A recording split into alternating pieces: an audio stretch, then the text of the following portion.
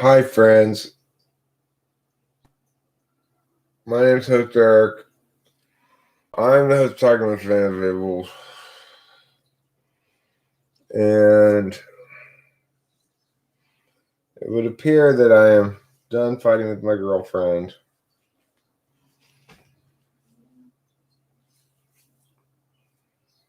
And it would appear that she's not leaving.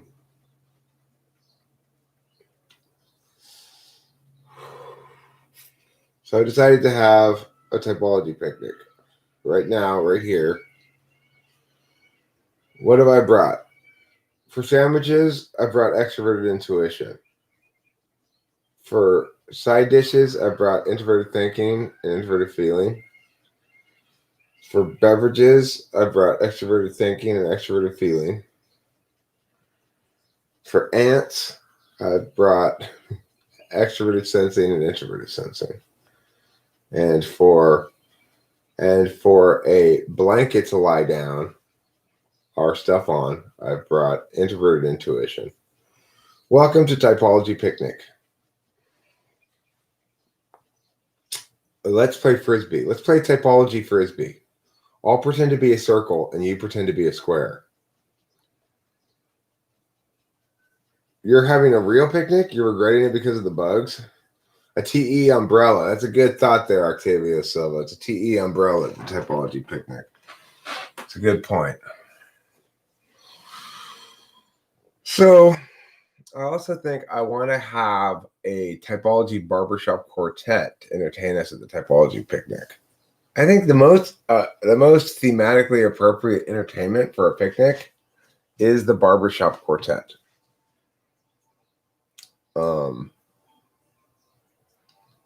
What really distresses me is the notion that a barbershop quartet might emerge that never really is sourced to a barbershop.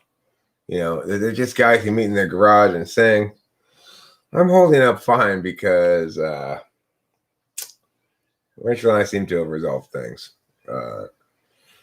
And we're staying together, at least for now. And I think we're on the same page, you know. I understand that Rachel gets consumed by fears sometimes and allows those fears to turn into words that undermine the relationship. Holla back, Ellen.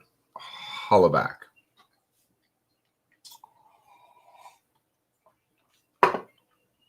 So, you know, I'm sure I'm going to get a whole shit ton of grief from people about this, from like Aaron and stuff.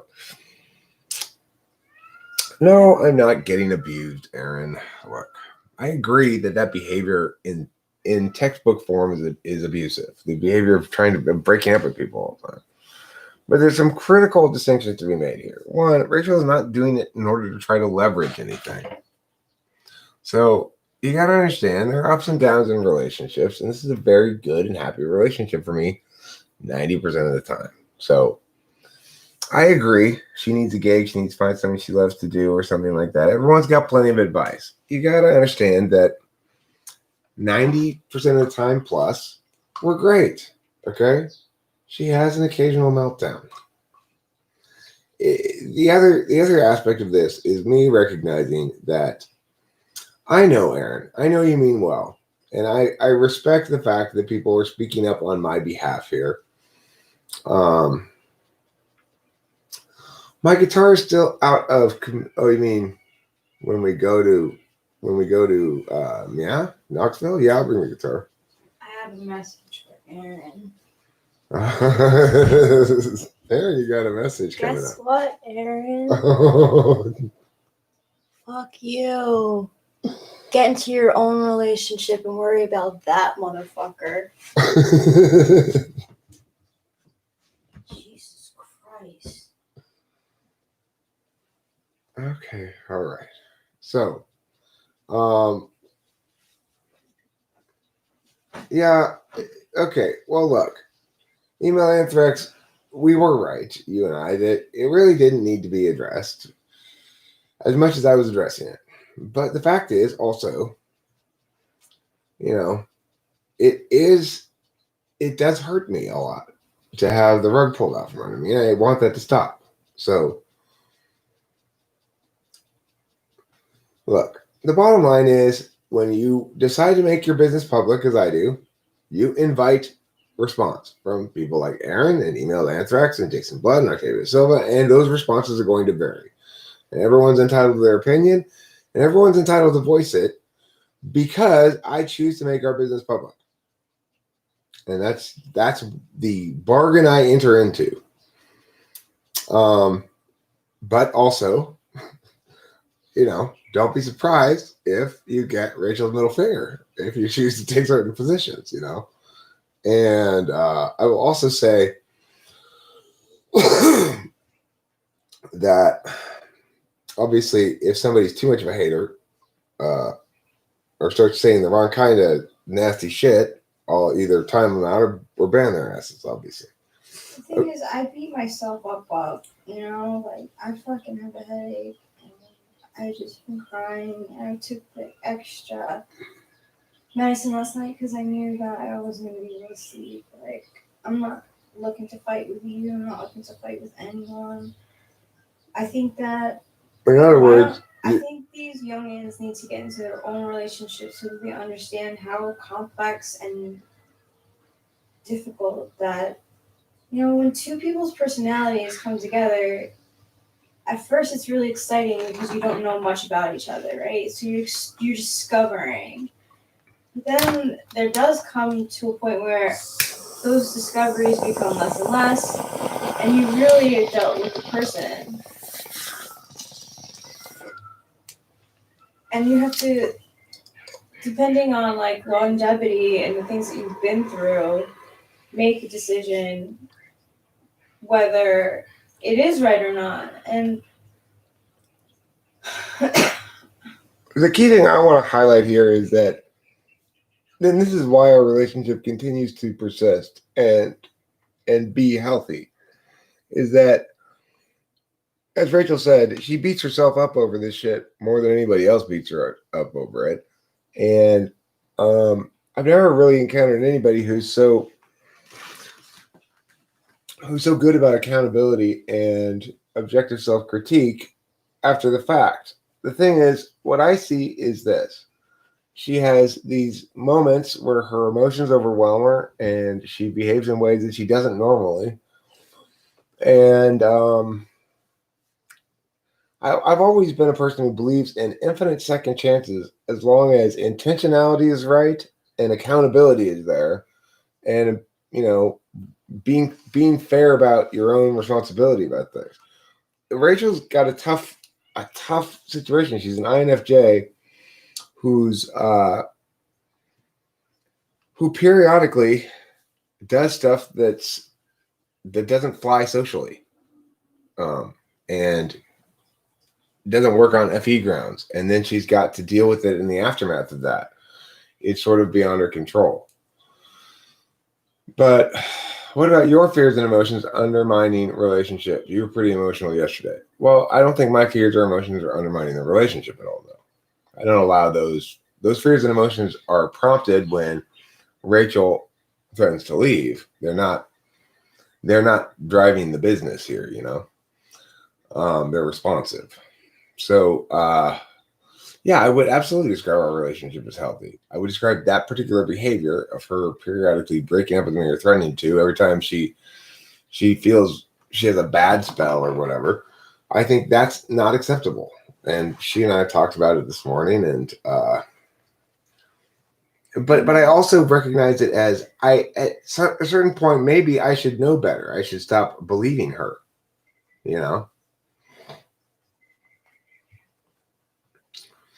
So if I didn't believe her, it wouldn't bother me very much, I guess.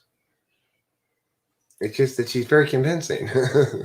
When you sound like you want to go, Rachel, you're very convincing. No, because it's like what do you call it when a prisoner goes missing, when they go AWOL, right? Mhm. So I feel like that a little bit because I don't have anything to go back to. I literally would be homeless. Yeah, I have my dad to go back to, but I don't have my dad to go back to now. And like, I have a great life here. I've been, when I'm doing well, when I'm doing dishes and cleaning, like, I'm happy. Right. Overall, I'm happy.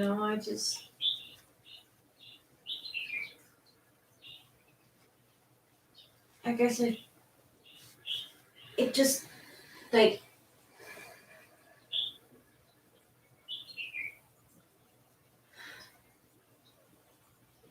I mean, I disagree with you, Wes's mom. I think Ti is my friend in this relationship boat. But I also think that it's my friend when I'm using it to argue in favor of the relationship. It doesn't necessarily serve me well when I'm yelling at Rachel with it, you know. But I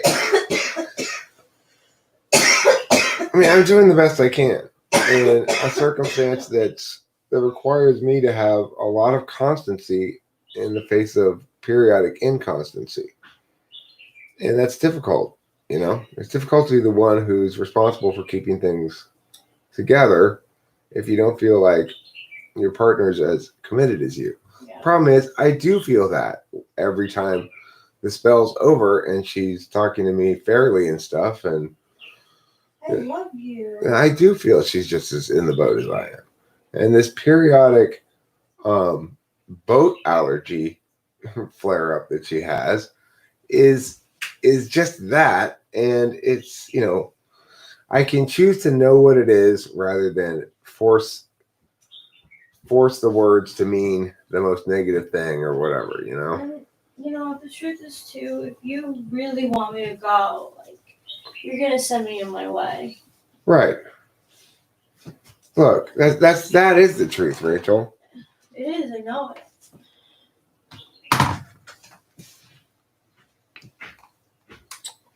Oh, I just want to hide in a cave. You just want to what? I want to hide in a cave. Hi, Dad. Okay, can't be fixed. Can't be So fixed. we're just going to have to drip. I mean, it can be fixed, but it's got major surgery.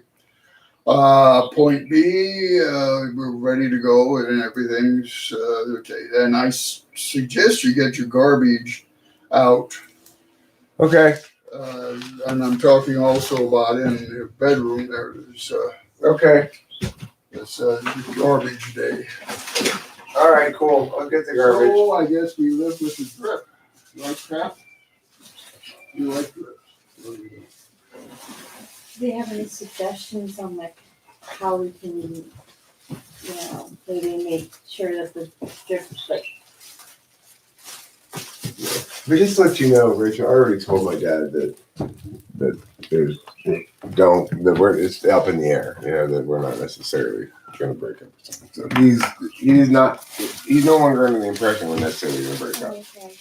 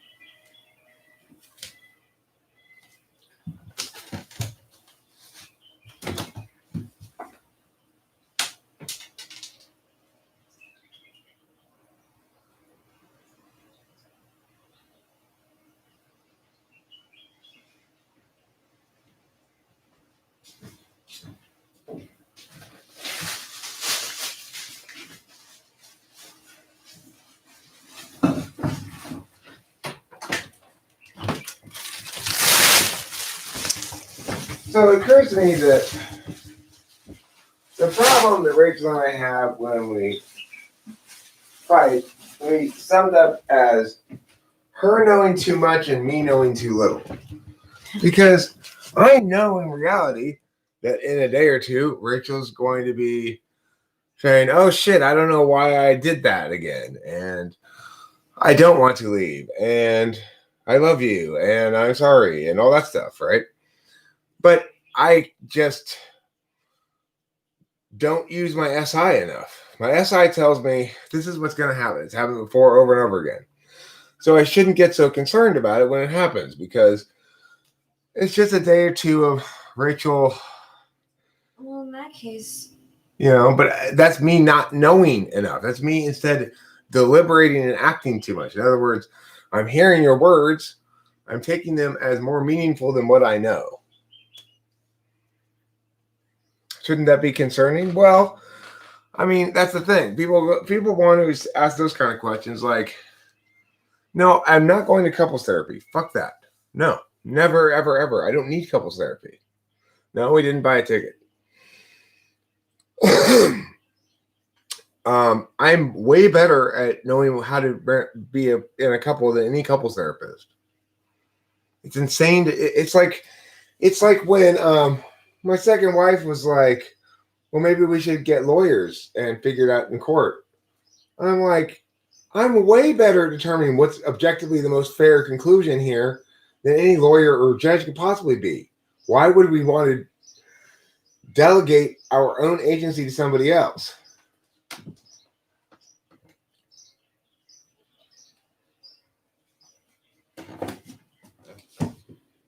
See, Can Christian Simon Pagoo has the right idea here. what's she saying? Eric and Rachel, please don't break up. I see in Western countries people easily break up. Don't do that. Patience and understanding is more important. Yeah, everyone's breaking up. Well, Monica Agrari, feelings are temporary, and I have to objectively look at the totality of feelings. Most of my feelings, 95% of the time, are positive with Rachel. The fact that the 5% of the time that they're negative is really quite awful doesn't change the fact that there's an on-balance positive ratio that when I look at it objectively, it meets the criteria for successful.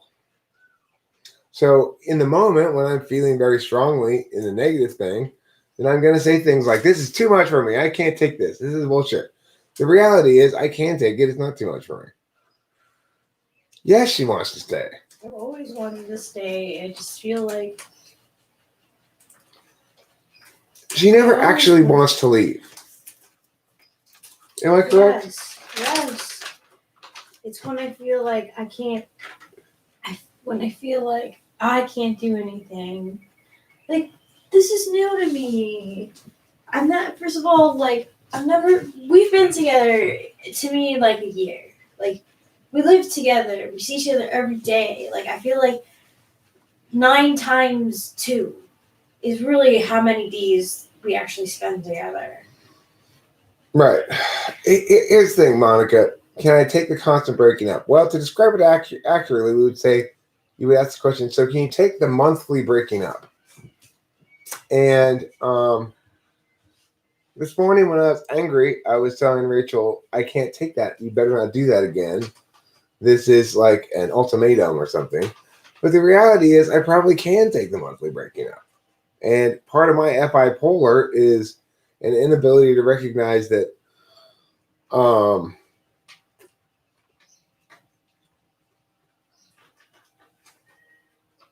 I'm responding to somebody else right now, Raphael. For Christ's sakes, will you stop? You know what, Monica? I really appreciate your input, but you never comment any other time except for now, so that makes me a little bit like, why don't you hold your opinion to yourself? You never cared before. So it says, you said Rachel would go and search on the internet why INFJs and ENTPs couldn't work. Now you are doing the same. Are you a woman, Eric? What do you mean? I'm not doing the same thing at all. What are you talking Why are you about? on this channel? Like, why do you come here? Do you like Eric? Rachel, just let Raphael be Raphael. Okay. Yeah, sure. I am going to, as consistently, I will point out things like this. Raphael, your question makes no sense. I wasn't ignoring you. I was answering somebody else. Can you stop assuming that just because I'm not talking to you at the moment that I'm ignoring you? You're asking a question, and maybe you've been a long time watcher. Well, monthly in a relationship is pretty constant is not a question. It's a statement. It is a statement. I've watched some of the last few days' live streams. You seem to have been very antagonistic throughout. What's really the problem? Raphael. Yeah, Yeah, I agree. I agree on that too. Yeah, you seem extremely antagonistic. It's like, and every time I don't get to what you say, you accuse me of somehow like purposefully ignoring it. And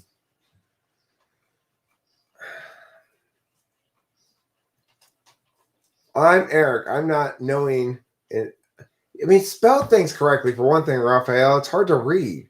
I'm Eric. I'm not knowing enough. I'm Eric. I know way better than it. It's like, that's probably why I don't read it, because it's like, what is that? What is that garbage? You know? What is that slop? I don't want to attend to it hard enough to figure out what it means. Do a better job of expressing yourself, Raphael. And I still don't know what you mean. I did read this stuff before, and I still don't know what you mean. I get pussy. You're accusing me of ignoring you on purpose because I'm scared of what you say. No, what you say doesn't make any sense. So that's probably why I didn't give it any attention.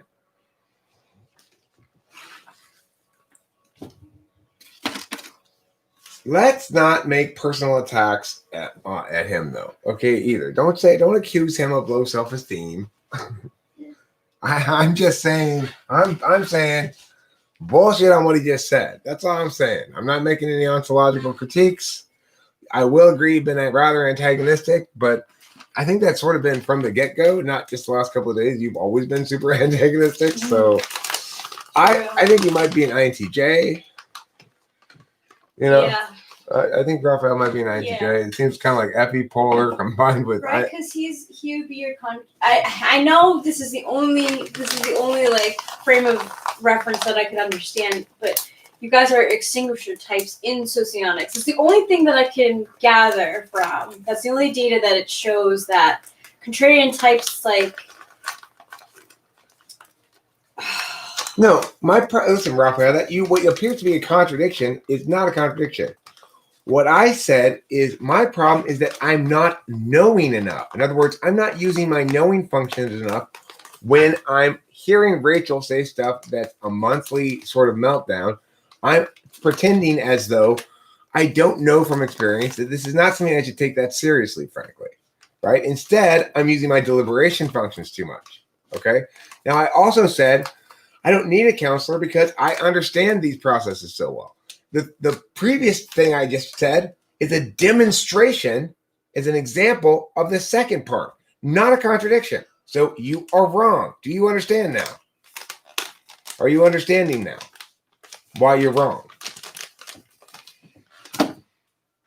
The fact that I'm able to articulate all that is an example of why it is the case that I know better than every psychologist.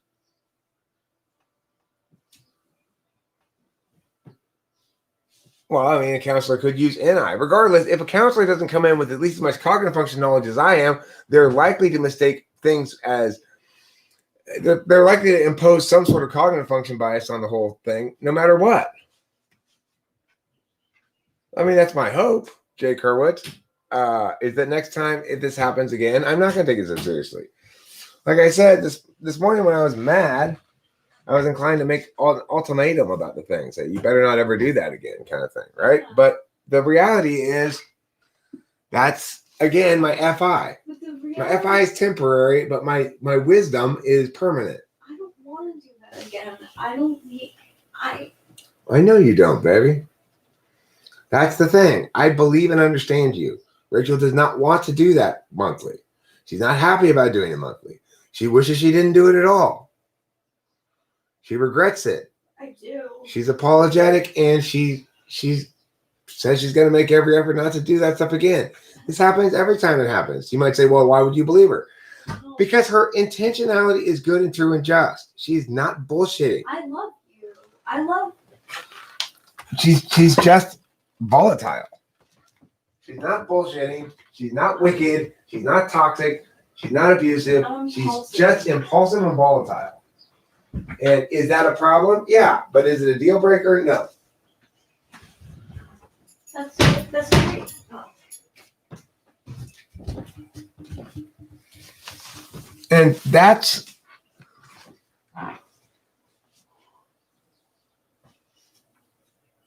okay. Do you view it as disrespectful? I don't view it as disrespectful.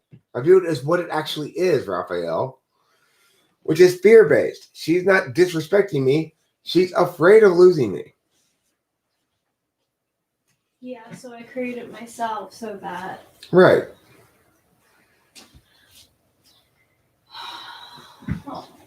I just wanna. You probably really don't like this sort of public accounting of the whole thing, even though I'm fighting on our behalf. It's just. It's something that Rachel kind of has to put up with, that she probably doesn't like that much, you know? And I respect her for that. Well, it does make me want to crawl up in a ball. I'm going to pee, okay? If you hear the sound of urine, don't be alarmed. My dad will be very happy. My dad likes you. I like your dad too. Hi, Kaizo. Uh-oh, Kaizo's here. Get ready for some trolling. Get ready for some trolling. Here comes Kaizo. He's going to kung fu troll us. You know,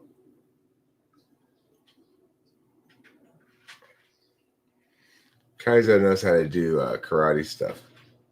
He's got nunchucks, and he can whip them around like pia, pia, pia, pia, pia, pia. I've seen a video. Which Ninja Turtle had nunchucks?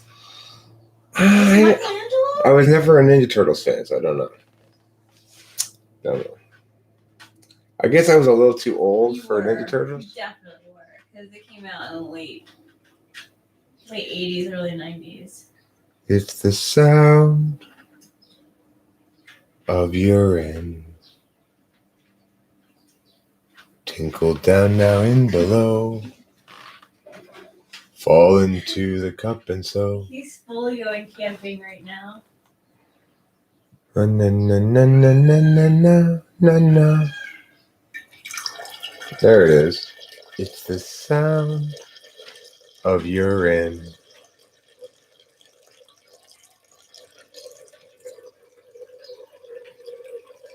Do you guys hear it? No, I'm not peeing in a bottle. I'm peeing in my chamber pot.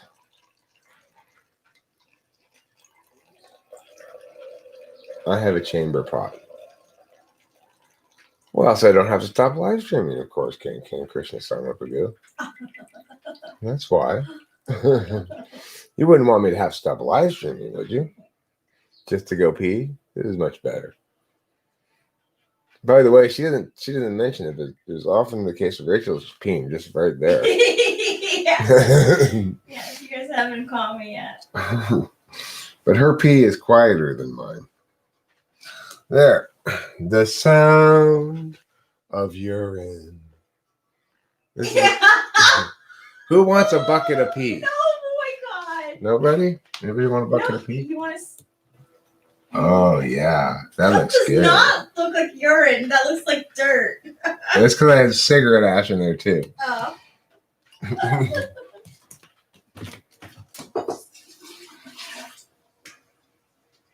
Gross.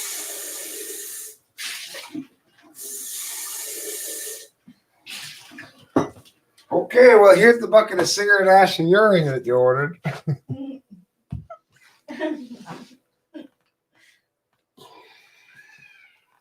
I'm not a dirty old man. I'm a clean old man. He's actually actually is very clean. Showing you a bucket of urine does not violate any rules on YouTube, I'm pretty sure.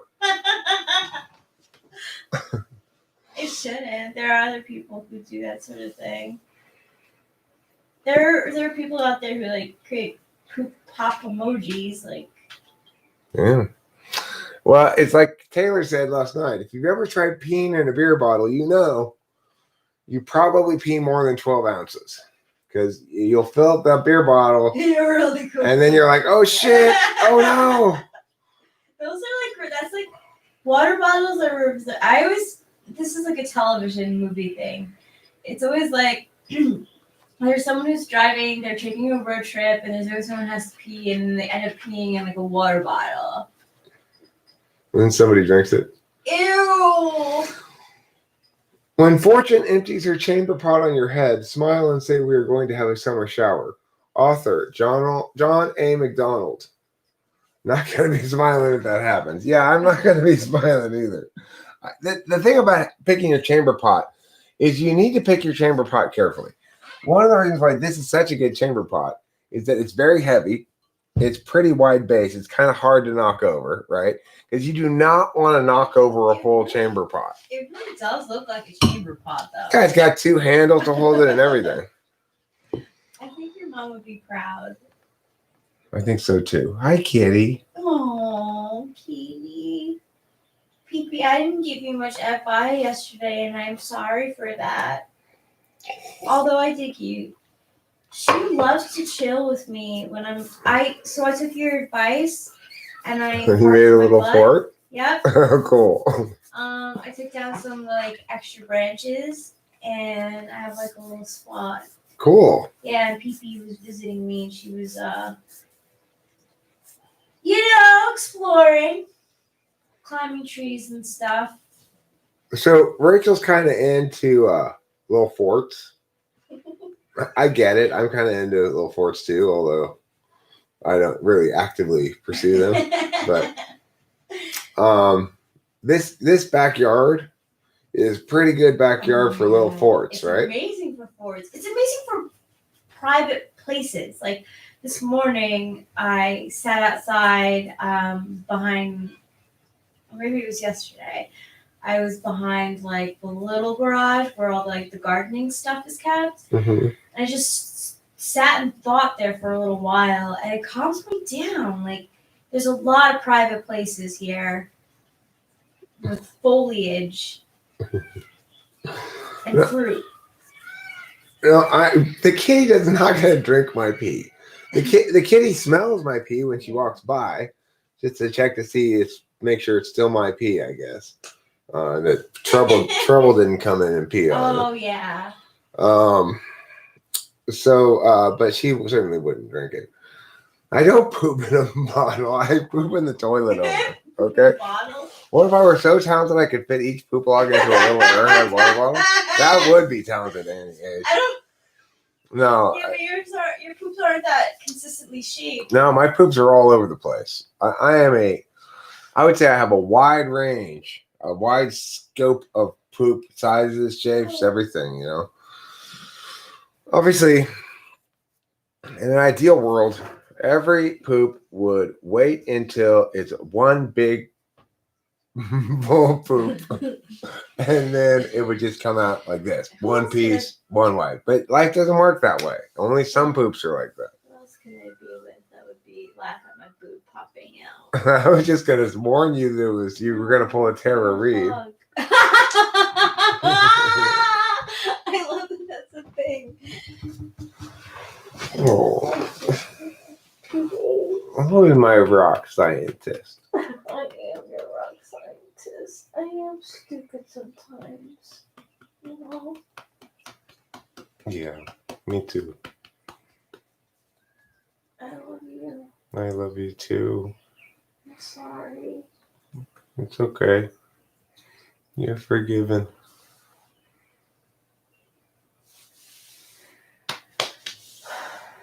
You're a sexy one, lady.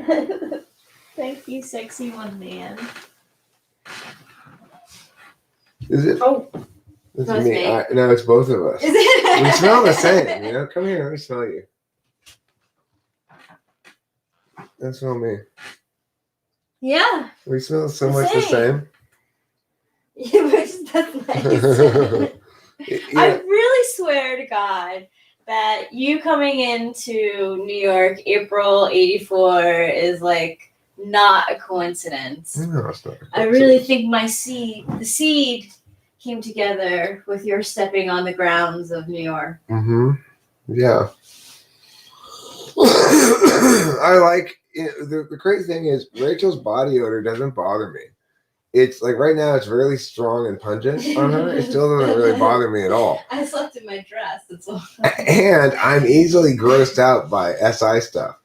So the thing is, the fact that her smell is so natural to me and like comfortable for me, it's very it's destiny, as philosophical thinker says. It is.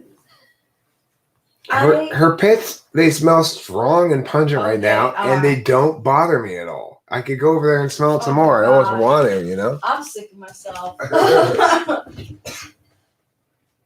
Mm, Pungent. that's pungent. Yeah. But it doesn't bother me. It's weird. No, I like your when you It's start to really weird. when you smell gamey too. I like it. Also, like when I'm going to the Nether.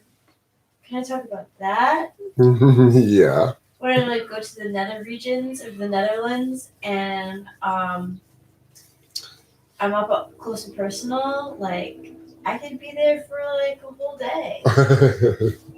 But I tell you though, if I'm a little gamey down there, then I feel self-conscious. I try to be Right, clean. me too. I do too. Yeah. But I'm just saying, I like it. Oh, look at him.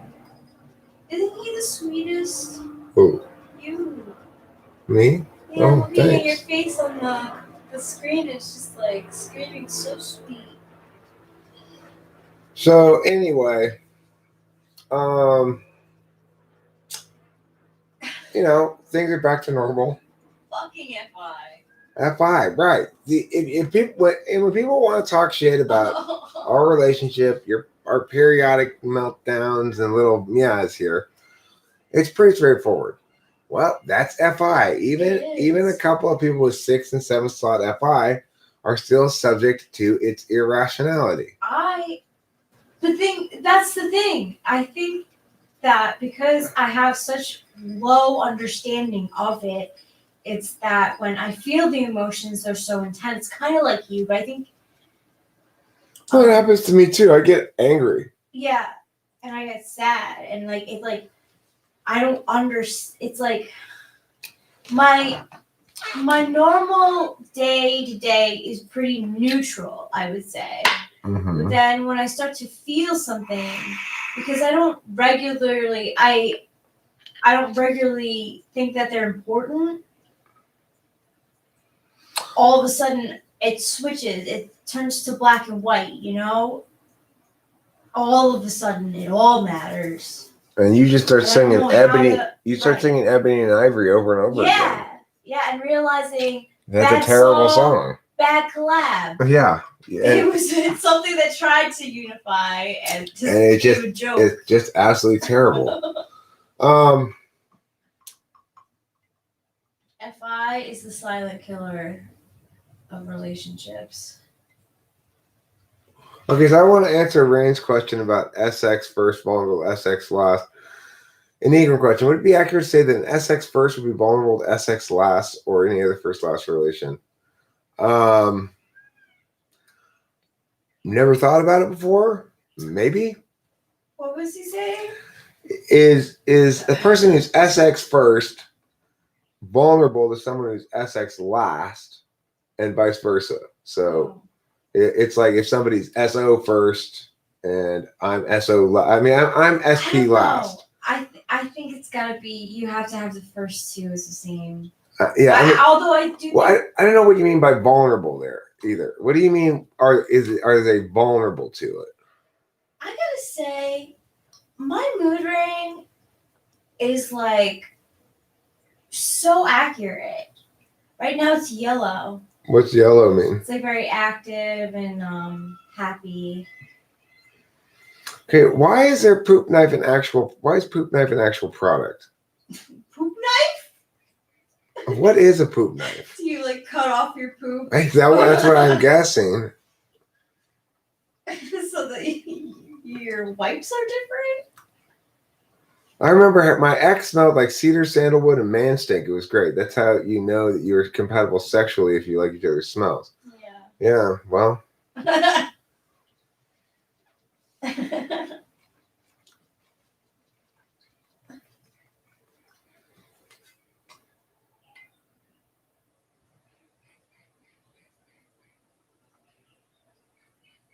Okay, do you know that 2 summers ago, Miller Coors reintroduced Zima temporarily? Really? It's true. Yeah, but it's gone again now. You can't get Zima anymore. Many people who have FI as the first function experience it differently than people who have it at a different position. Being FI Dom does not mean I'm always crying straight. I know. Look, I understand that FI is particularly bad for me and Rachel because we have it in 7 and 6 respectively. So for me, it's like I have trouble recognizing that my emotions are right now and that I shouldn't pay too much attention to them. Although I try to remember that. Rachel has the same difficulty. She has trouble remembering that her emotions are right now and she shouldn't make too broad of conclusions from them. Yeah, I do make broad conclusions. People have really it's always been very difficult for me to be in therapy because in therapy a lot of times they want you to come up with your own conclusions in therapy. A lot of times a good therapist will let their client kind of come to their own conclusions rather than telling them. Well, the thing was that I would be coming to therapists with questions about relationships and how I was feeling, and I guess that's TE Polar 2 maybe, being like, hey, this and this happened, and then I acted this way, but I don't know why. And I swear to God, the only thing that ever helped me was an emotional wheel. So that I would actually be able to be like, okay, so in this moment I felt frustrated. Let's find the root of that through that wheel. But other than that, therapy would just be like, well, think about it more. Kyle Smith, I want to answer this question. How do you ignore someone trying to break up with you, though? Rachel's not really exactly trying to break up with me when these events happen. She's arguing against the viability of the relationship, which is different than really trying to break up with me. Yeah. In other words, she's expressing her fears about the relationship as arguments against the relationship being viable. And that is what I call breaking up with me or trying to break up with me. Enneagram explains that stuff real well. I mean, it's a 7 thing, sort of. She's trying to avoid fear by destroying the thing that she's scared she's going to lose. She doesn't have to worry about losing it anymore because it's gone. That's it. He hit the nail on the head. It's a little different than actually trying to break up with me.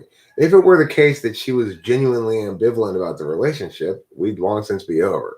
The fact is, she's 90% of the time very certain about the relationship in a positive way, and 5% of the time very negative about the relationship, sort of as an objective knowing approach, and then maybe 5% of the time actually talking about leaving or not wanting to be here occasionally, but that doesn't represent her actual position on it. It represents what she says when she's in a place of strongly negative emotions that are temporary and not really linked to me actually in a meaningful way.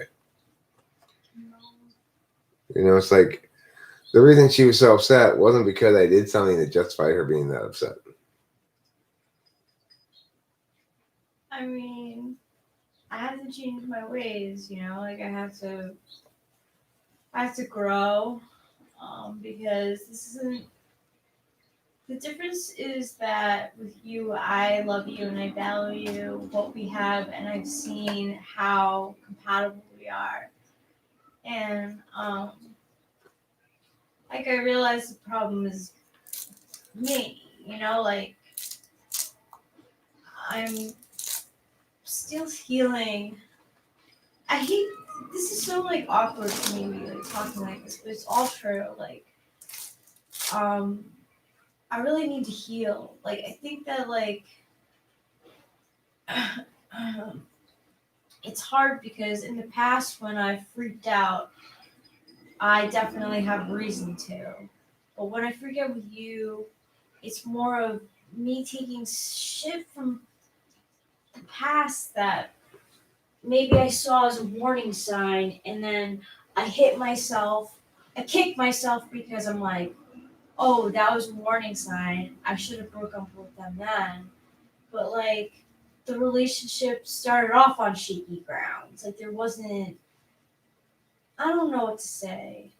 Well, Raphael, I hope what you just did was hear what Rachel said and realize how full of shit you are. That's what I hope happened there. Because that's why you're so wrong.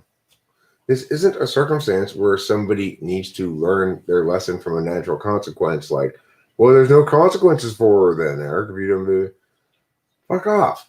This is a loved one who's growing and making mistakes like everybody else. I need a very mistake-tolerant environment, and I need her to afford me a mistake-tolerant environment. I certainly want to afford her one. If you're well-intentioned, and you're accountable for it after the fact, acknowledge it, apologize, then if you love somebody and they haven't done anything deal-breaking, like cheating or something like that, then you work with them towards a mutuality that is synergistically better and more whole than anything you could ever attain with Raphael's stupid ways. The whole, Pow pow. yeah. Don't worry, baby. I got this.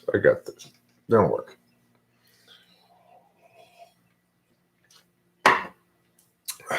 I think sometimes INFJs can be confused or confusing to people too, because we don't.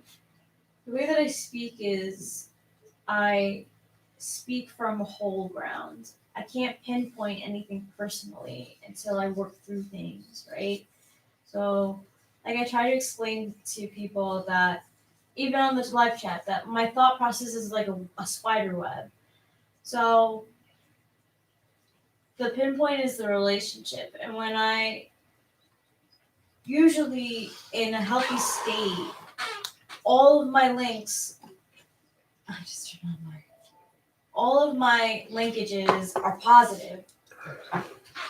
You know, like we went fishing, we cuddled, I'm happy, I'm cleaning, like good. And then it comes down to us.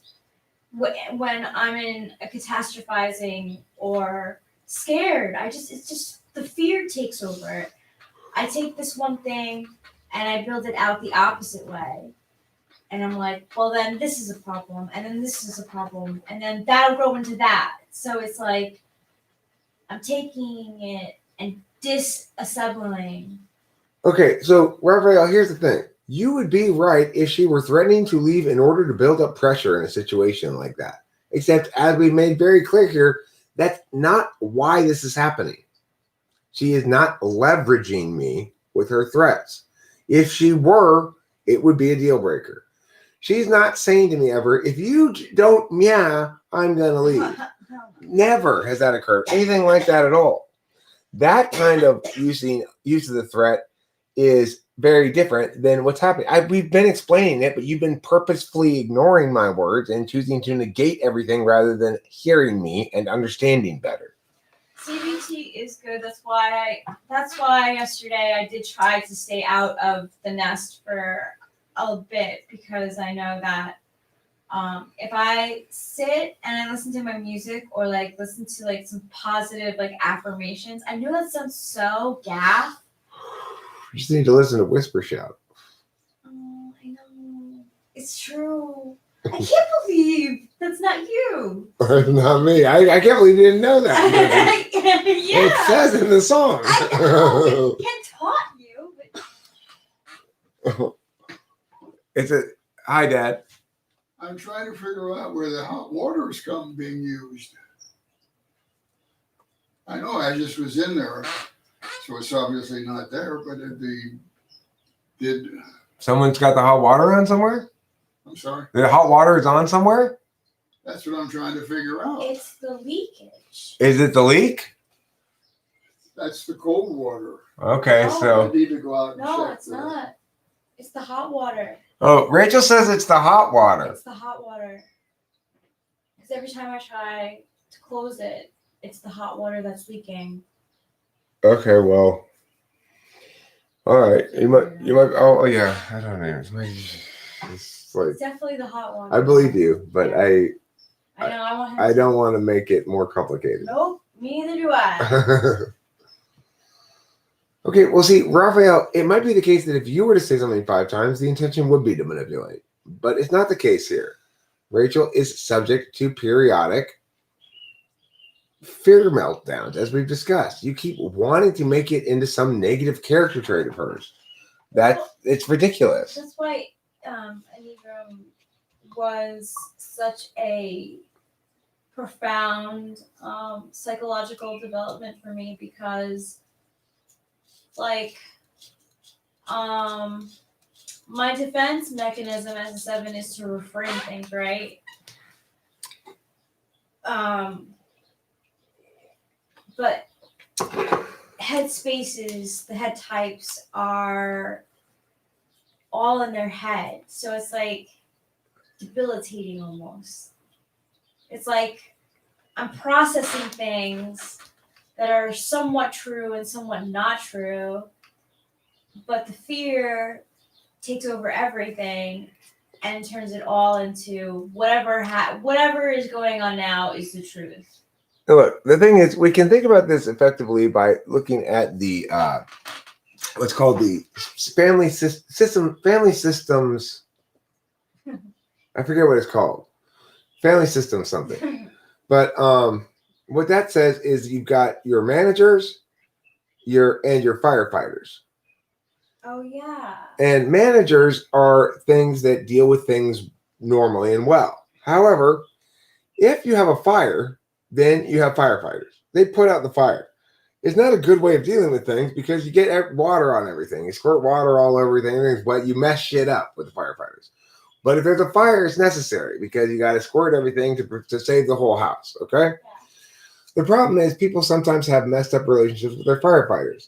So sometimes people have bad firefighters. Like, for example, I used to have a bad firefighter. It was called getting drunk. It was a firefighter that came to replace a manager.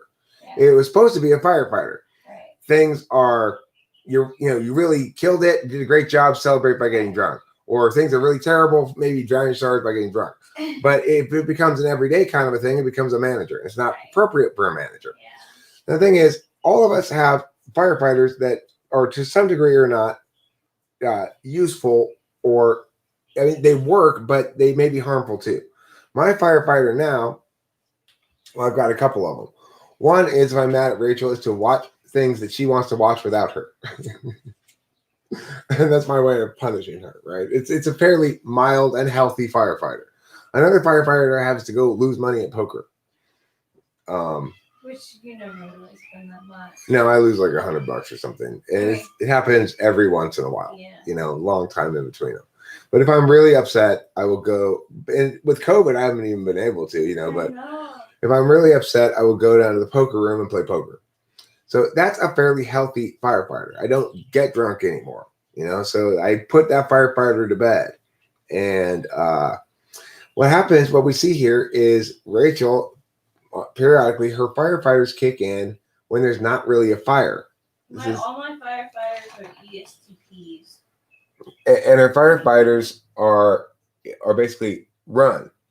That's her firefighter. Her firefighter says, "Okay, well, blow this up and run away." Yeah. So, Got it. what I have to recognize is that her firefighters are not her managers, and she doesn't have the sort of relationship I did with my firefighter, where it was being used every day. Her firefighters come at an appropriate frequency of time. The problem is she's in an unusually fire-safe environment, so there really aren't any fires. And yet she's very accustomed to needing her firefighters That's it. periodically. That's it. And so habitually she brings them out. We have this I problem. know that, right? And that's the reality of it. Now, Raphael, it's true. If I wanted to, I could view everything in the negative light that you view it in. But that would be unwise. So I'm not going to. That would not be loving. It wouldn't be in my own interest. It wouldn't be in Rachel's interest. It wouldn't be forgiving. It wouldn't be a proper relationship frame. No, it was. I think the whole movie thing was frustrating to me because like I made a mistake, you know, like It's just, I mean, I see it as you made too much out of it. I know I did, I definitely did, and that's my problem. I just.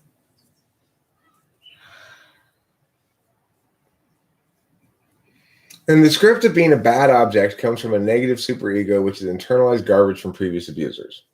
So I agree with you there.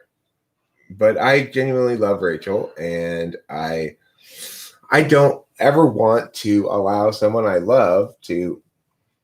I don't want to encourage or enable or promote them making a bad decision they're going to regret. And so that's the thing. It's like there's a good chance Rachel and I are not going to ever end up breaking up because at the end of the day, we're able to have this conversation.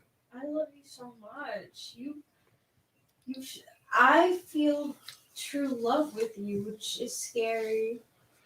Yeah, true love. Or, as they say in The Princess Bride, love, true love.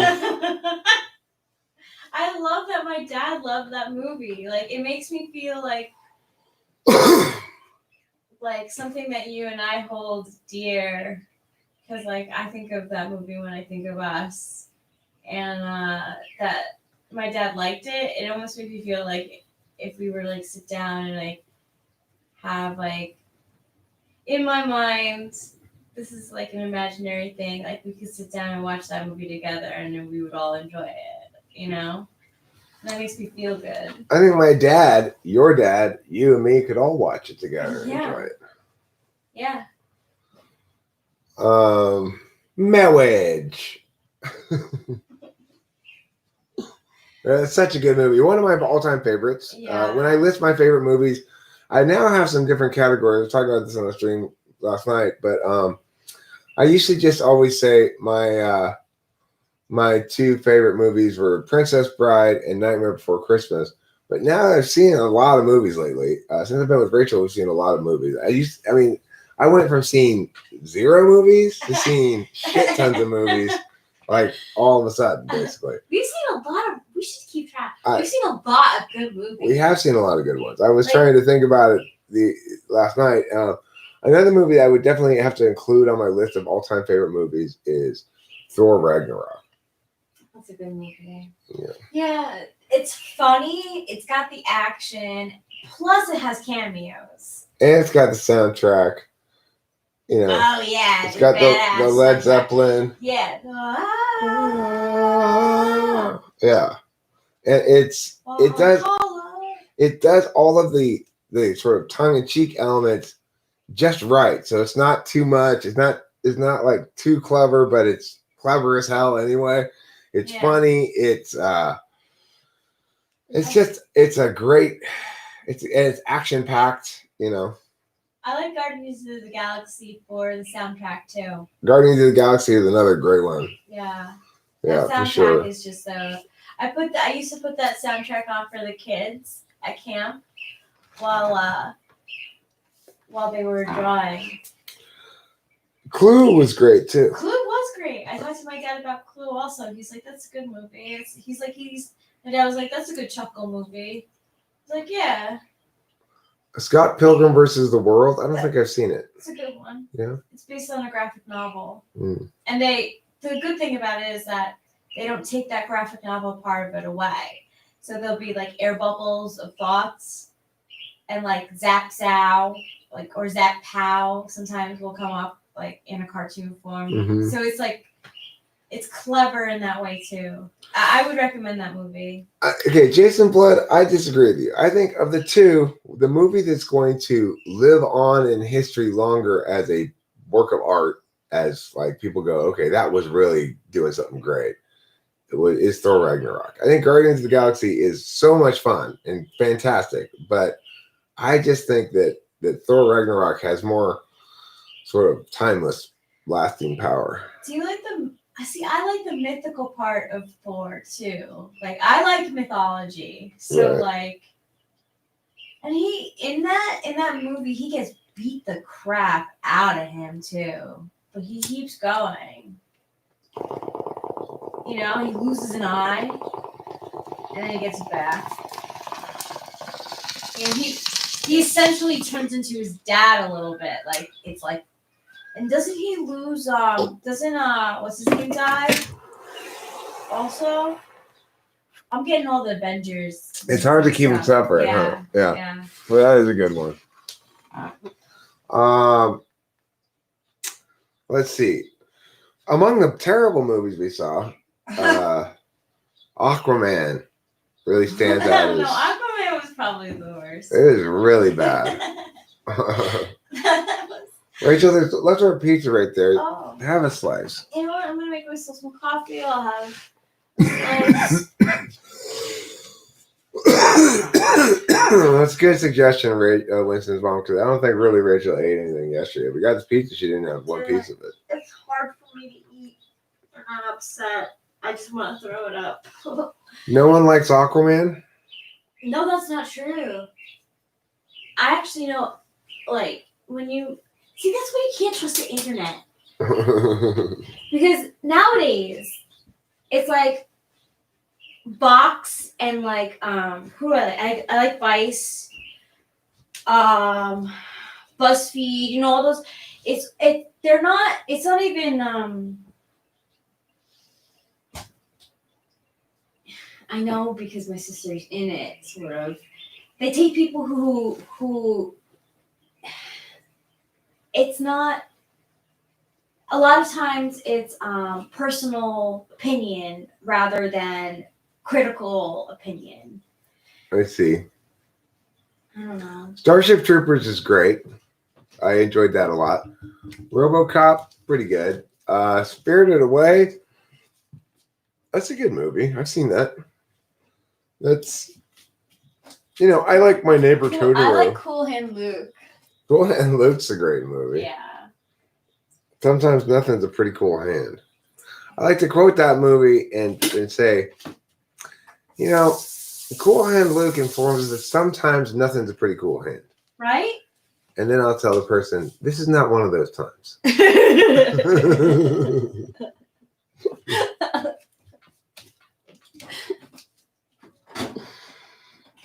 I have to kiss you. Here, kiss me.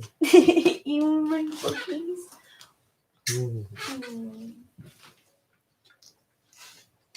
In French. I'm here too.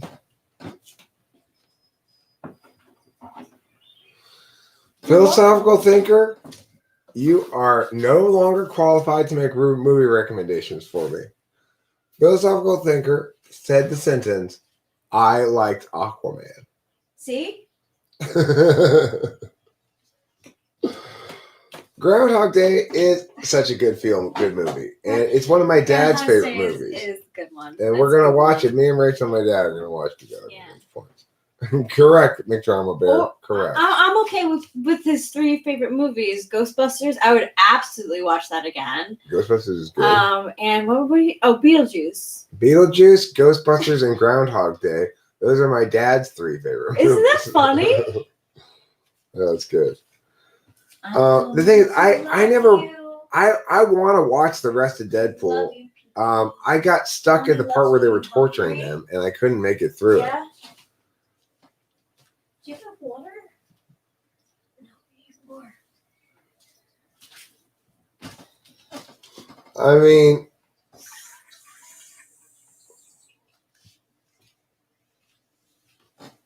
it does seem like the DC movies in general are worse than the Marvel movies. I did like Birds of Prey. Birds of Prey was good. Yeah. That's DC. She was good. Wonder Woman was, Men's amends. yeah. It wasn't that good. It was better than Aquaman. It was by far. I think like Much better than two Aquaman. pegs above. Yeah. She's hot. That's why I think it brings in a draw. Like she's a good. Well, he's hot too, though, right? True. You're right. You're right. So I think at that So point, that doesn't even matter. It's just that Aquaman's a terrible movie. Yeah. If the hotness can't save it. Yeah, I mean that guy.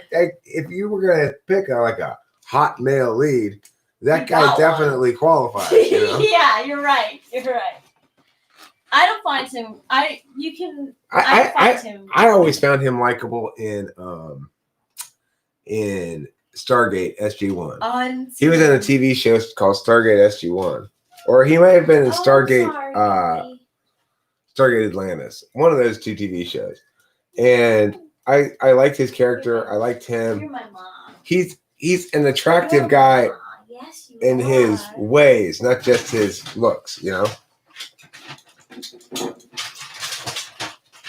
It seems like the Harley Quinn in the movie that we watched, Birds of Prey, is a different lady than the Harley Quinn in the previous movie that I saw Harley Quinn.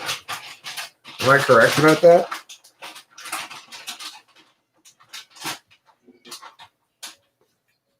Thank you, PB. Has more than one person played Harley Quinn?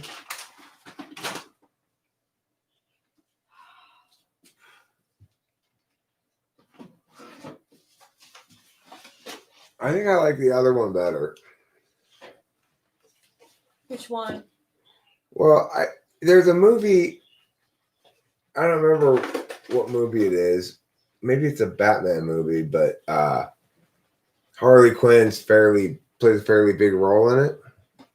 Oh, the one, the squad, A Suicide Squad. Suicide Squad. Was she in that? Yeah, one? she was in that. Okay, maybe yeah. It was that a different lady playing Harley Quinn in that one. No. It was It the was same the lady. same. Mm-hmm. Huh. Okay. The Harley Quinn animated series? I've never seen it. I've never even heard of it.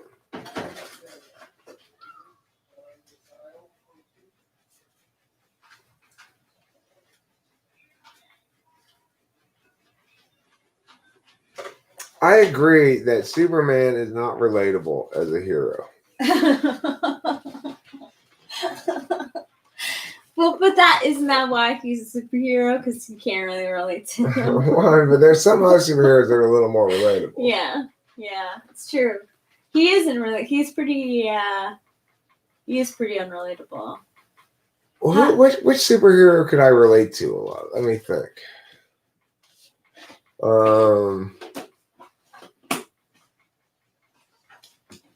I feel like I relate to Tom Maryland in the book we're reading, but yeah.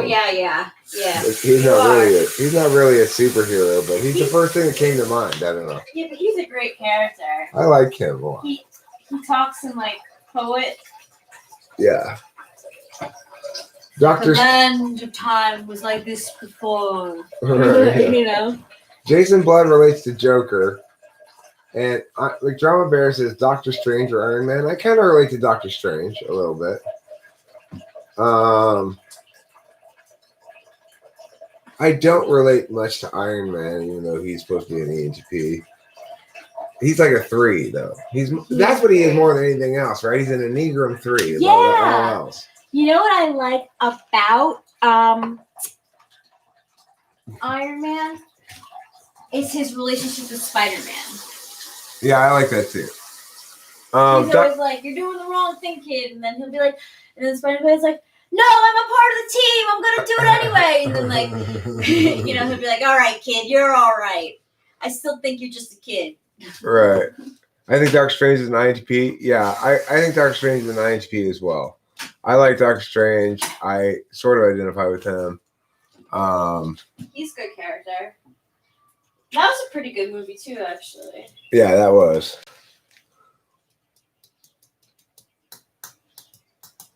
Now that I forgot about.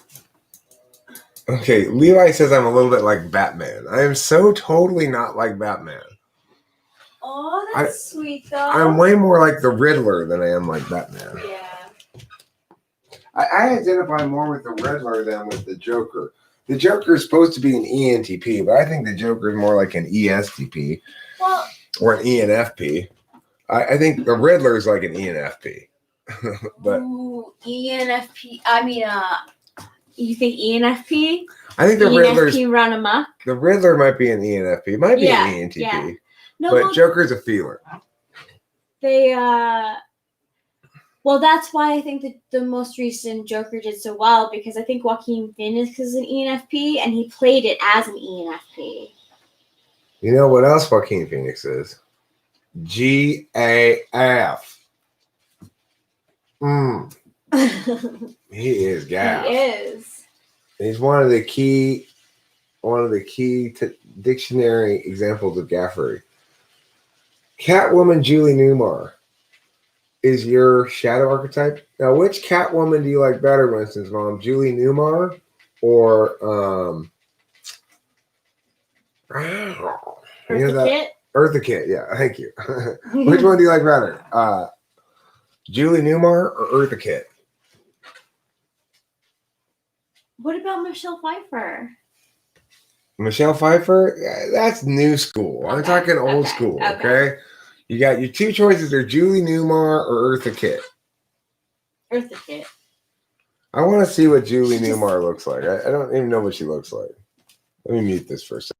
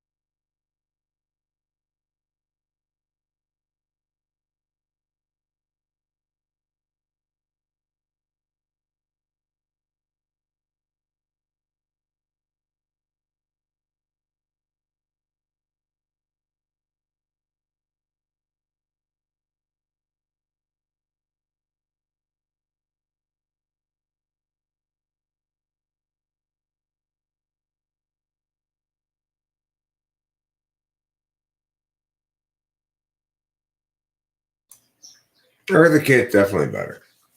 Don't you think? It's more natural. Yeah, Eartha Kitt is it is more natural for Eartha Kitt to play that role. She's just like Eartha Kitt was kind of born to be Catwoman. Mm-hmm. She always had that. That's how she naturally is. She naturally talks like that. I had this student Jordan who's an actor and who was in this Best Buy commercial. I don't know what else he's been in now, but former student, and he talked like Eartha Kitt. You know, he was gay and That's kind so of funny. kind of sashayy, I guess. Yeah, it is very like And I told him one day, I'm light like, a cigarette. I hope this doesn't offend you, but in my opinion, Jordan, your spirit animal is Eartha Kitt. Your spirit animals with the kid. What do you say? He said, no, it doesn't offend me at all. That's He was great. happy about it. That's a great comparison. Yeah. So anyway, thank you for the kiss, darling. You're welcome. Who would you be? You'd be the Riddler. I'd be the Riddler. Yeah. I could also be the Hulk. Well, yeah, I'm pretty big. I'm pretty bulky. I've bulked up a lot this summer in the weight room. Yeah. Bulked up a lot. You know, add some 5s to the 20s. 20 pounder. Good point. It's a good point. That's what I always think. You've been to the gym. I plenty of times. have. Well, you know. That's where you pick up on the hot guys.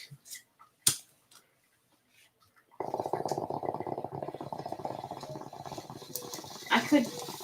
Well, that's what my friends were doing. I was there because like I'm like clueless about the. Well, this is in college. You know, I would hear like the guys be like, "All right, put 5 more pounds on that," and then they would put the 5 pound on. I don't want to be the Hulk. I think, you know, if I'm going to be one of the Avengers, What about Hawkeye? I think I'll be Black Widow. Can I be Hawkeye then? You could be Hawkeye. So that we are a pair. Yeah, but they don't actually help. You're right. He has a wife. Yeah.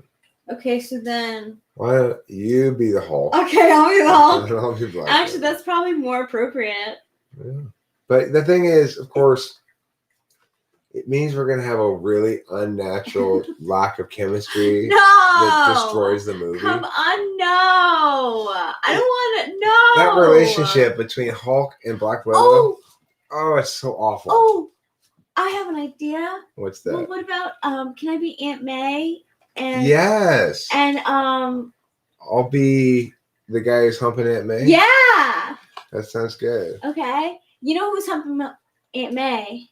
So at first they tried to get it so that it would be Aunt May and Iron Man. Mhm. You know, he like makes some like he tries to tell Peter, "Hey, your aunt, how's your aunt doing?" and stuff like that. But they changed it around because I guess although it tested positively with audiences, I guess they wanted to go a different route. They're like, well, we really want Pepper Potts still in there, so we're not going to do that.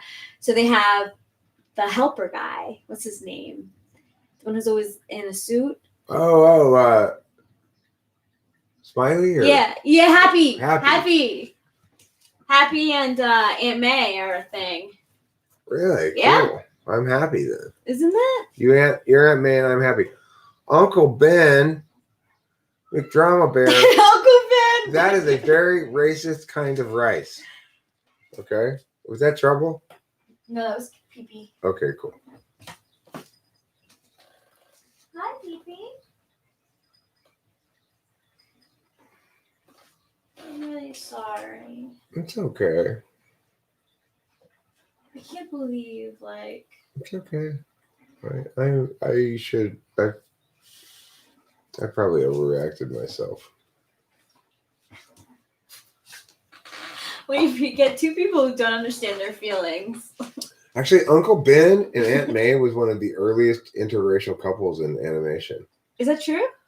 Sure, because Uncle Ben was a weird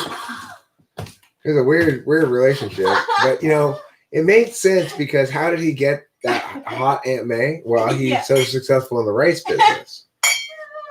That's why. Ooh, my huntress kitty. Aunt Jemima and That Uncle fur Ben. coat. You want Aunt Jemima and Uncle Ben to get together? Ooh, you think Uncle Ben is humping Aunt Jemima on the side? Bye, Annie H.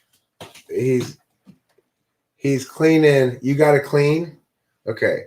Well, I think that Uncle Ben is cleaning Aunt May's pipes while concurrently cleaning Aunt Jemima's pipes. And he's making a move on Mrs. Butterworth. Oh, that's right. You have told me this story before. Uncle Ben gets around. Okay. Well, they call him Uncle. He's got so many children, but he insists that they're his nephews and nieces. No. Yeah, he's a dog. He's a scoundrel. Not Uncle Ben. This is so sad. You have said that before. Mr. Butterworth hung himself when he found out what Mrs. Butterworth was doing. Oh my gosh. Mm-hmm. No wonder we don't hear anything about him. Yeah. Well, the problem is the reason he found out is because the well dried up, so to speak, for him. She wasn't given any more syrup. Mrs. Butterworth wasn't, because once she had gone black, she never went back. Even though she's black too. Mrs. Butterworth isn't, is she? Yeah. I don't think Mrs. Butterworth is black. Yes, she is. No, Mrs. Butterworth told me she's transracial. Oh, she's transracial? Yeah. I'm gonna try and pull up the 23andMe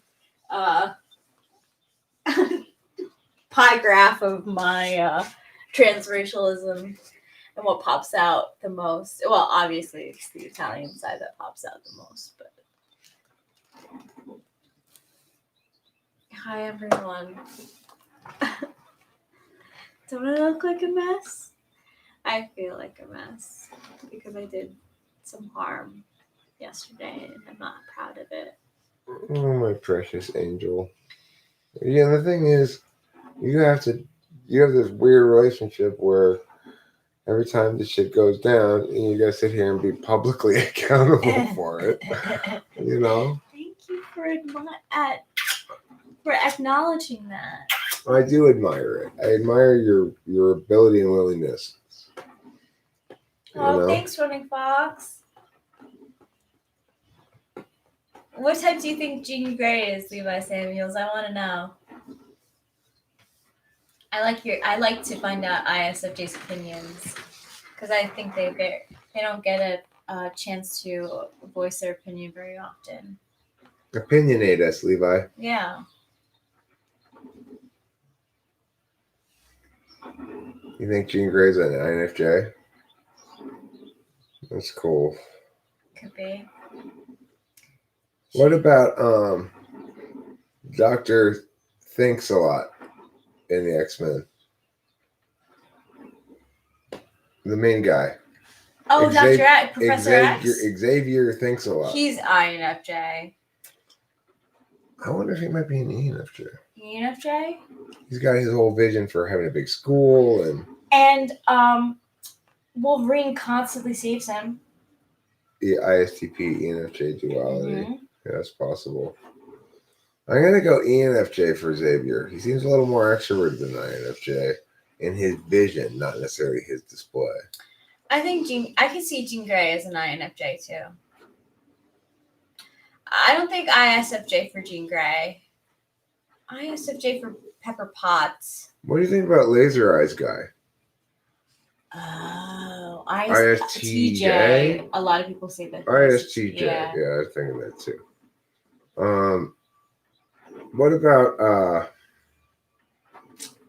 What about the lady who makes storms? Oh, Storm. She seems kind of ISFP-ish. Yeah. Yeah, that's She's just true. kind of Yeah, ISFP-ish. she conjures the storm. Now, what about the lady who's blue but can take the shape of anybody else? Mystique. Mystique. Yeah. She's kind of messed up. That's could that be an INFJ too? Who's kind of a chameleon? Well, yeah, I mean, if you look at just her superpower, she'd be an INFJ. Yeah. She can imitate people. I had this background of her with her on that just like an artist drew, and it's her on a subway and she's holding the thing. She has a hat on, and all you can see really is her her piercing yellow eyes. I like the picture a lot. Piercing yellow eyes. Maybe she could be an INTJ. What about the super fast guy who saves them all when there's an explosion? He has to be ESFP. ESTP? ESFP? ESTP. ESTP. He seems like a thinker. Yeah, ESTP. Oh, shizzle. Would you like some coffee? Yes, I would love some. Would you like to put the powdered cream in yourself? Well, Or you could do it for me if you don't mind. yeah. Oh, INFP for Nightcrawler. I agree with you, philosophical thinker. Nightcrawler. I forgot about that guy. That's a good one. INFP for Nightcrawler. You think that ISFJ for Spider-Man? Yeah, I think ISFJ for Spider-Man. That's cute. He's always trying to impress. Yeah. What is Iron Magneto? Magneto's got to be INTJ, right? Magneto, INTJ, yeah. Or possibly no, ENTJ? no. A lot of people across the board, he's typed as INTJ. Okay. Yeah, that's one that most people agree on. Hmm. Magneto, because see. he's so logical, and he has a decent relationship with what's his tits, the Professor X. What about Black Panther? That's a good question. Black Panther seems INTP, maybe? And the chick might be ESTJ. I mean, INTP with unreasonable SE. As ENTP with unreasonable TE for Yeah. Iron Man, Yeah. I think I'd say Black Panther's an INTP. Yeah. They say the who's the crew that always like follows them around, who like the guy in the suit who's like, you really shouldn't be doing this. I'm wearing this backwards. No wonder my tits pink.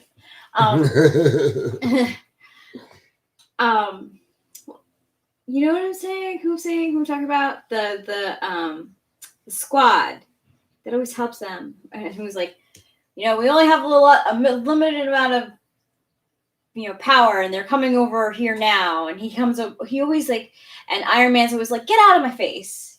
I don't want to hear what you have to say. Oh, you mean like the robot voice? Not the robot voice. The guy who comes in a suit. Oh, the black guy who flies. No, he's such a minor part. He always comes with the chick with the short brown hair. They always watch the Avengers to make sure that everyth's like up to par. There's the Shield. Okay. That's ESTJ. The whole Shield organization. Okay. I think the one guy is. Okay. Captain America might be an ISFJ too. I agree with you. I think Captain ISFJ? America is an ISFJ. A lot of ESFJs like him. Confident about that because he uses his SI to be stubborn. He's like always going back to his one love. Right. ISFJ all the way, Captain America. I agree. Let's see. Who else can I think of?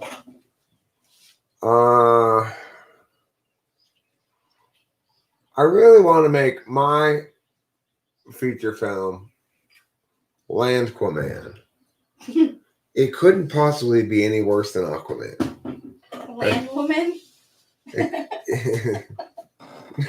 Can we just less Stratas? How is it? Less Strata? Less Stroud? As a woman and having be Landful woman? He would so win! Look, I think what we should have is Landquaman and Blunder Woman. Uh-oh. Blunder Woman is a woman who blunders her way to success. ESFP. So she's always like trying to save the day, and then she goes like, "Oops!" drops the gun, and then shoots, and the chandelier just falls down on top of the bad guy, and Landquaman goes, "Blunder Woman, did you blunder your way into success again?" And she goes, "I guess so."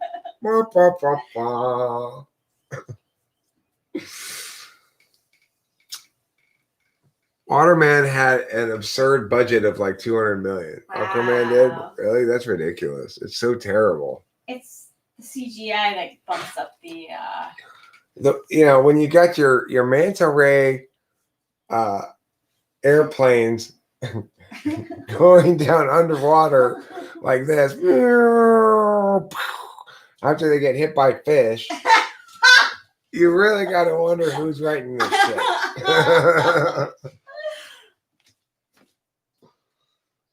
I don't know Gambit very well. Is there a movie about Gambit?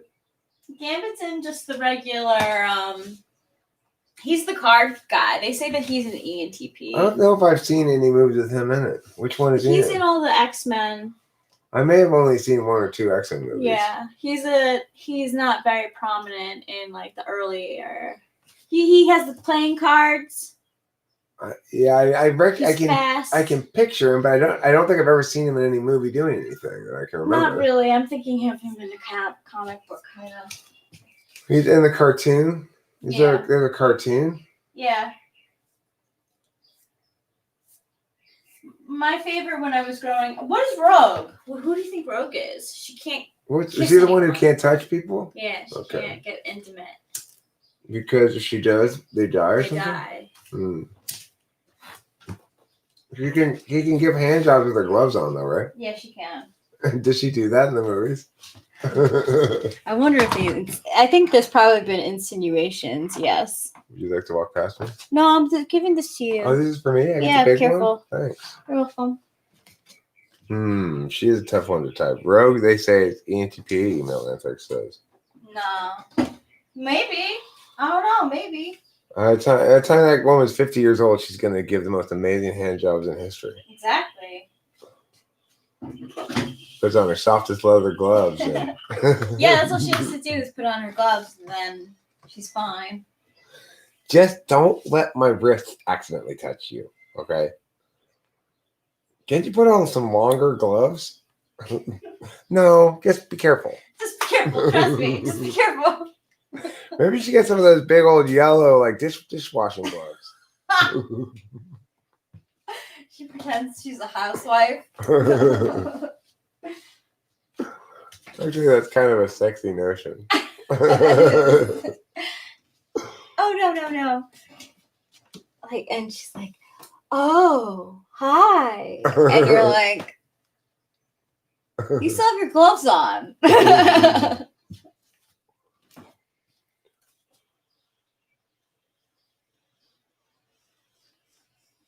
Yeah, she was my favorite growing up. Gambit was so powerful that he could shatter the planet and had to be depowered to being only ridiculously powerful. Wow. That's cool. Good for him. That is cool. What was so powerful that they depowered him from being too powerful to just ridiculously powerful? The extra devil super mega powerful thing? Or was it God? What are the four people? Oh, right. Fantastic Four. Yeah. There's the fire guy. He's clearly STP, ESTP. Yeah. There's the stretchy guy. Yep. He seems kind of ESFJ, maybe? ESFJ? Maybe ESTJ, but with good FE. Yeah. And then that girl who goes invisible. That's what she does, right? Yeah, she does. She goes invisible. She seems like an ISFJ kind of. Yeah. And then the big rock dude, the guy who turns into rocks Yeah. or whatever.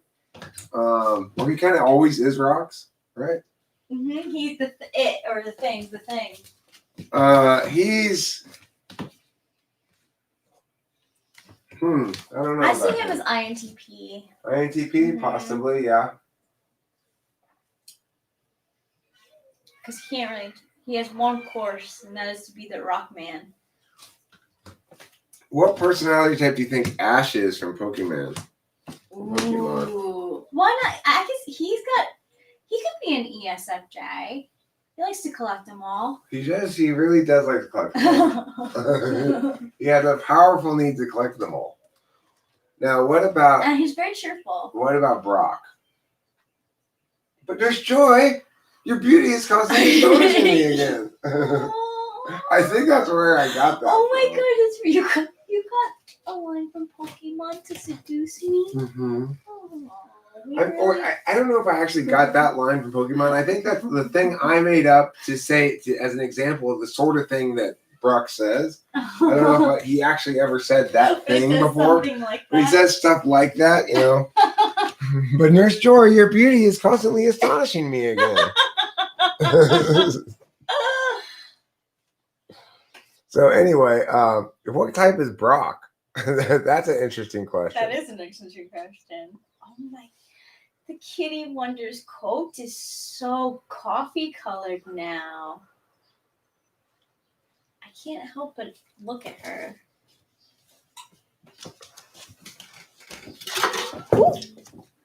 Way to knock stuff over, Oh Rachel. my gosh. Story of my life.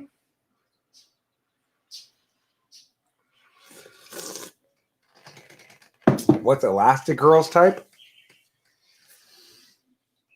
The world's most successful pornography actress. Boom. I bet nobody else can do this. Oh. There's a written article, like an essay or something, you might call it. And it's called Man of Steel, Woman of Tissue. And it's all about the difficulties faced in the Superman Lois Lane relationship. Because, of course, don't think those are regular sperms that he shoots out, you know. And she's just got a regular old uterus. The thing is, by the time those sperms are done with that ovum, there's nothing left but a little bit of bloody carcass. They're like sharks. I actually don't remember what the essay says, but that's sort of like the gist of the kind of joke it makes, you know. Funny. Let's see if I can find that article or whatever you want to call it, piece of writing. Man of Steel, Woman of Kleenex. That's what it's called. Kleenex. Man of Steel, Woman of Kleenex is a 1969 essay in which science fiction author Larry Niven details the problems that Superman would face in sexual intercourse and reproduction with the human woman, using arguments based on humorous reconciliation between physics, biology, and the ability of Kryptonians as presented in Superman comic books. The issues discussed include Superman's loss of physical control during intercourse, the presumed superpowers of Superman's sperm cells, genetic incompatibility, and the dangers to the woman during gestation. The title is a reference to Superman's power contrasting with the relative fragility of a human. The hypothetical woman is referred to in the essay as LL. Good find. The one thing that I like about the newer Batmans, first of all, I think The Dark Knight kind of stands on its own. Second of all, that they used the name Rachel in the movie. I'm really that shallow. I use the name Rachel in my day-to-day life. Yeah, you do. Okay, I think I'm gonna wrap up this stream now and maybe take a bath. We can't. Yeah, you can. No, we can. Yeah. GI test. This tomb holds Diophantus. Ah, what a marvel. The tomb tells scientifically the measure of his life. God vouchsafed that he should be a boy for a sixth part of his life. When a 12th was added, his cheeks acquired a beard. He kindled for him the light of marriage after a seventh, and in the 5th year after his marriage was granted a son. Alas, late and begotten miserable child, when he reached the measure of half his father's life, the chilled grave took him. After consoling his grief by the science of numbers for 4 years, he reached the end of his life. How old was who? When what? How long did Diophantus live?